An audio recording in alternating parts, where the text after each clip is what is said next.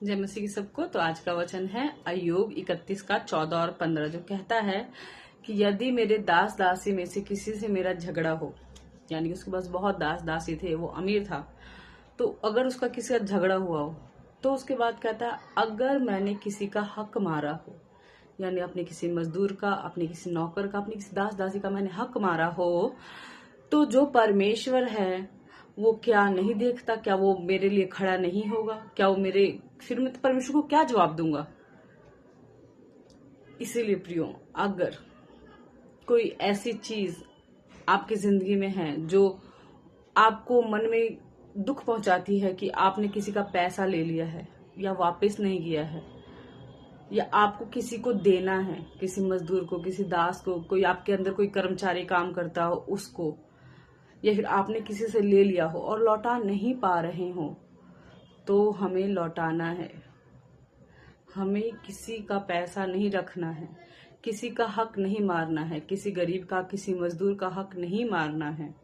एक और वचन व्यवस्था विवरण 24 में लिखा है 15, यह जानकर कि वह दीन है और उसका मन मजदूरी में लगा रहता है, मजदूरी करने के ही दिन सूर्यास्त होने से पहले तू उसकी मजदूरी दे देना। यानी कि अगर आपने सुबह को काम कराया है, वचन कहता है शाम होने से पहले आप उसकी मजदूरी दे दे। मतलब आपको इतना ईमानदार होना है पैसे में, किसी को अगर पैसे देना है उसमें।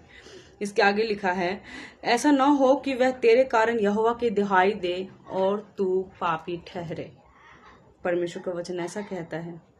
और 14 में लिखा है कि कोई मजदूर जो दीन या कंगाल हो, चाहे वो तेरे भाइयों में से हो या तेरे देश के फाटकों के भीतर रहने वाले परदेशियों में से हो, यानी कि कोई ऐसा भी हो जिसको आप जानते हो या आपसे अनजान हो, अगर उसका आपके पास पैसा बनता है तो आप उसे चुकाइए।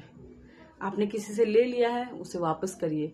क्या पता वो व्यक्ति आपसे इसलिए पैसे नहीं मांग रहा हो क्योंकि वो परमेश्वर का एक वचन है जो कहता है कि तुम उधार दे दो पर वापसी की आशा मत रखो, इससे तुम परमेश्वर की संतान कहलाओगे। क्या पता इसलिए वो पैसे नहीं मांग रहा हो, पर क्या ये आपका फर्ज नहीं बनता कि जिसका जो है उसको वो लौटाए?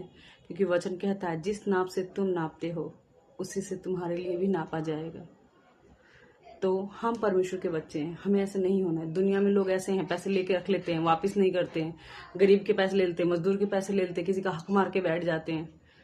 वो फर्क होना चाहिए, वो फर्क दिखना चाहिए। हम परमेश्वर ज्योति के बच्चे हैं, यीशु मसीह के बच्चे हैं, हमें ये फर्क होना चाहिए।